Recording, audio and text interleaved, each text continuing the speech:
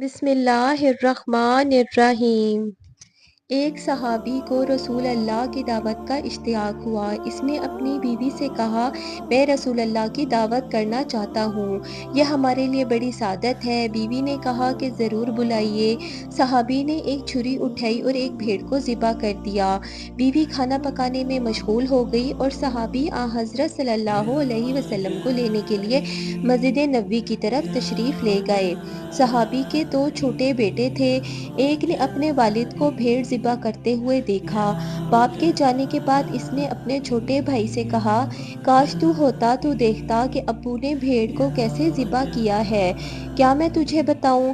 چھوٹے بھائی نے کہا کہ ہاں ہاں ضرور دکھاؤ۔ بڑے بھائی نے چھری اٹھائی اور چھوٹے بھائی کی گردن پر چلا دی اور اس کی گردن کاٹ دی۔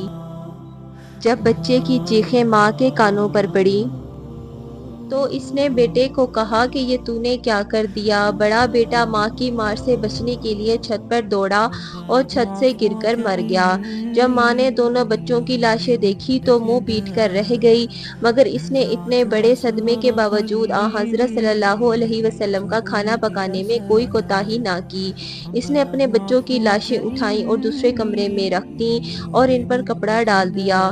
کچھ دیر بعد اس کا شوہر حبیب خدا کو لے کر گھر آ گیا۔ آپ صلی اللہ علیہ وسلم ایک کمرے میں بیٹھے۔ بیوی نے شوہر کو بلا کر سارا ماجرا سنایا اور اس سے کہا کہ دل پر قابو رکھنا اور نبی اکرم صلی اللہ علیہ وسلم کی دعوت میں کوئی خلل نہ آنے دینا۔ صحابی نے آپ صلی اللہ علیہ وسلم کی خدمت میں کھانا پیش کیا۔ ابھی آپ نے لقمہ توڑا ہی تھا کہ جبریل امین آپ صلی اللہ علیہ وسلم پر نازل ہوئے اور کہا کہ اپنے میزبان کو کہیں کہ میں اس وقت تک کھانا نہیں کھاؤں گا جب تک تیرے بیٹے یہاں آ کر نہیں بیٹھیں گے۔ نبی اکرم صلی اللہ علیہ وسلم نے صحابی سے کہا کہ اپنے دونوں بیٹوں کو یہاں لے آؤ۔ میزبان نے کہا کہ دونوں بچے ہیں، وہ کھیلنے کودنے باہر گئے ہوئے ہیں، وہ پتہ نہیں کب واپس آئیں، آپ بسم اللہ پڑھیں اور کھانا کھائیں۔ نبی اکرم صلی اللہ علیہ وسلم نے فرمایا، یہ ناممکن ہے کیونکہ یہ اللہ کا حکم ہے۔ صحابی نے عرض کیا، یا رسول اللہ میرے بیٹے مر چکے ہیں۔ حضرت صلی اللہ علیہ وسلم نے فرمایا، ان کے جنازے یہاں لے آؤ۔ صحابی اٹھا اور دونوں بیٹوں کے جنازے لے آیا۔ نبی اکرم صلی اللہ علیہ وسلم نے دعا پڑھی اور خدا سے ان کی زندگی کی درخواست کی۔ اللہ نے آپ کی دعا قبول کی اور بچے زندہ ہو گئے اور اٹھ بیٹھے۔ آپ صلی اللہ علیہ وسلم نے ان کو دسترخوان پر اپنے ساتھ بٹھایا۔ بچوں نے آپ صلی اللہ علیہ وسلم اور اپنے والد کے ساتھ کھانا کھایا۔ بعض علماء نے آپ صلی اللہ علیہ وسلم کے معجزات کی تعداد 4000 بیان کی ہے۔ ان میں سے کچھ معجزات غزوات کے موقع پر بھی ہوئے ہیں۔ جنگ کے دوران اگر کسی مسلمان فوجی کا عضو کٹ جاتا تو وہ حضرت صلی اللہ علیہ وسلم کے پاس آتا تو آپ اس کے کٹے عضو کو باقی جسم کے ساتھ لگاتے اور اپنا لعاب دہن اس پر لگاتے تو وہ فوراً جڑ جاتا اور زخم کا نشان تک وہاں دکھائی نہ دیتا تھا۔ جنگ بدر میں معاذ ابن جبل نے ابو جہل سے جنگ کی۔ ابو جہل نے معاذ ابن جبل کے پاؤں پر تلوار ماری جس سے ان کا پاؤں کٹ گیا۔ صحابہ اکرام ان کو زخمی حالت میں اٹھا کر حضرت صلی اللہ علیہ وسلم کے پاس لے آئے۔ اس وقت وہ درد کی شدت سے قہرا رہے تھے۔ حضرت صلی اللہ علیہ وسلم نے ان کے پاؤں کا چھولتا ہوا حصہ دوسرے حصے کے ساتھ ملایا اور لعاب دہن لگا کر اوپر پٹی باندھ دی۔ کچھ دیر بعد صحابہ نے ان کے پاؤں کی پٹی کھولی، ان کا پاؤں بالکل ٹھیک تھا اور اس جگہ زخم کا نشان تک دکھائی نہ دیتا تھا۔ جنگ خیبر کا قلعہ فتح کرنا مسلمانوں کے لیے چیلنج بن چکا تھا۔ مسلمان جب بھی حملہ کرتے تو یہودی سخت مقابلہ کرتے اور اسلامی لشکر ناکام ہو کر واپس آ جاتا۔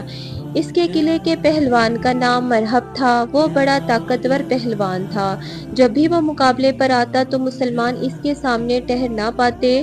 رسول خدا نے اعلان کیا کہ کل میں علم اس مرد کو دوں گا جو خدا اور اس کے رسول کا محبوب ہوگا۔ وہ جم کر حملہ کرنے والا ہوگا اور بھاگنے والا نہ ہوگا۔ اللہ اس کے ہاتھوں پر اپنی مدد نازل کرے گا۔ صبح ہوئی تو آپ صلی اللہ علیہ وسلم نے فرمایا علی کہاں ہے؟ صحابہ نے عرض کی ان کی آنکھوں میں درد ہے، وہ آرام کر رہے ہیں۔ آپ صلی اللہ علیہ وسلم نے فرمایا انہیں یہاں لاؤ۔ حضرت علی علیہ السلام کو آپ کی خدمت میں لایا گیا۔ آپ نے اپنی انگلی سے تھوڑا سا لاب دہن ان کی آنکھوں پر لگایا تو وہ فوراً تندرست ہو گئے اور یہودیوں سے جنگ کے لیے اٹھ کھڑے ہو گئے۔ امیر المومنین نے جنگ کا نقشہ ہی بدل دیا۔ آپ نے یہودی لشکر کو تہس نہس کر دیا اور ان کے قلعے کے مضبوط دروازے کو اکھیڑ ڈالا اور ان کے قلعے پر قبضہ کر لیا۔ حضرت علی علیہ السلام کا بیان ہے کہ اس کے بعد پوری زندگی میری آنکھیں خراب نہیں ہوئی، اور آخر میں آپ صلی اللہ علیہ وسلم کے تواضع کے چند واقعات بیان کرتے ہیں۔ ایک دفعہ کا واقعہ ہے کہ آپ صلی اللہ علیہ وسلم اپنے چند اصحاب کے ساتھ سفر پر نکلے۔ راستے میں انہوں نے ایک جگہ پڑاؤ کیا۔ ان کے پاس کھانے کے لیے ایک بکری تھی۔ صحابہ میں سے کسی ایک نے کہا کہ میں اس کو ذبح کروں گا، دوسرے نے کہا کہ میں اس کی کھال اتاروں گا، تیسرے نے کہا کہ میں اس کا سالن تیار کروں گا۔ نبی اکرم صلی اللہ علیہ وسلم نے فرمایا میں لکڑیاں اکٹھی کروں گا اور آگ جلاؤں گا۔ صحابہ نے عرض کیا یا رسول اللہ آپ ہرگز تکلیف نہ کریں، ہم خود ایندھن جمع کریں گے اور آگ جلائیں گے، آپ آرام سے بیٹھے رہیں اور تمام کام ہم پر چھوڑ دیں۔ نبی اکرم صلی اللہ علیہ وسلم نے فرمایا کہ میں تم پر اپنی کوئی برتری فوقیت پیدا نہیں کرنا چاہتا اور میں کسی پر بوجھ بننا پسند نہیں کرتا۔ اللہ کو وہ بندہ سخت ناپسند ہے جو دوسروں پر بوجھ بنا ہوتا ہے۔ اہل مدینہ کی یہ عادت تھی کہ وہ روزانہ نماز فجر کے بعد اپنے برتنوں میں پانی بھرنے کے بعد حضرت صلی اللہ علیہ وسلم کے پاس لاتے، آپ اس میں اپنا ہاتھ ڈبوتے۔ صحابہ اس پانی کو متبرک سمجھ کر اپنے گھروں میں لے جاتے تھے۔ جب شدید سردی ہوتی اور پانی برف کی طرح ٹھنڈا ہوتا، اس وقت بھی لوگ پانی بھر کر آپ کے پاس لایا کرتے تھے، لیکن آپ نے کبھی کسی کو یہ کہہ کر واپس نہیں کیا کہ پانی بڑا ٹھنڈا ہے لہٰذا تم اپنا برتن لے جاؤ۔ ایک مرتبہ کا ذکر ہے کہ آپ صلی اللہ علیہ وسلم اور حذیفہ یمانی مدینہ سے باہر گئے اور انہوں نے نہانے کا ارادہ کیا۔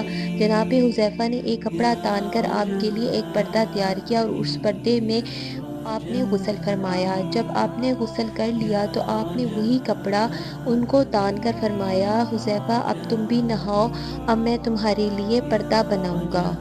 حذیفہ نے بہت سی معذرت کی اور کہا آپ پر میرے والدین قربان جائیں، آپ زحمت نہ کریں، لیکن ان کی معذرت کے باوجود پیغمبر اکرم صلی اللہ علیہ وسلم نے اپنے رفیق سفر کی خدمت پر اصرار کرتے ہوئے فرمایا جب دو شخص رفیق سفر ہوں تو ان میں سے ایک اللہ کو زیادہ پیارا ہوتا ہے جو اپنے ساتھی سے زیادہ محبت کرتا ہے اور اس کی خدمت کرتا ہے۔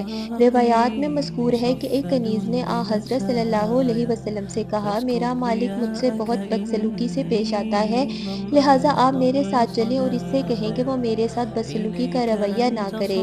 آپ نے کنیز کو ساتھ لیا اور مالک کے دروازے پر گئے۔ جب اس کنیز پر آپ صلی اللہ علیہ وسلم کا یہ لطف کرم اس نے دیکھا تو کہ آپ اس کنیز کی سفارش کر رہے ہیں تو اس کنیز کو خدا کی رضا کی خاطر آزاد کر دیا۔ حضرت علی کا بیان ہے کہ رسول اکرم نے فرمایا کوئی بھی جماعت کی خدمت کرے تو جماعت میں جتنے افراد ہوں گے خدا اس کو جنت میں اتنے خادم عطا کرے گا۔